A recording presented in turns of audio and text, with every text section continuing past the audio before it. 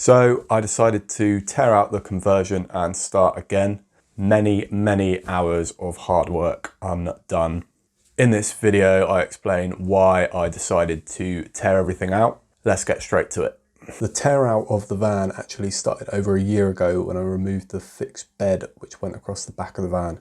I did this as it wasn't long enough for me to get a comfortable night's sleep. The plan was to remove it, sleep on the longer pull-out bed in the front of the van and make the most of the extra storage space in the back. This would come in handy for our up-and-coming trip to the Alps.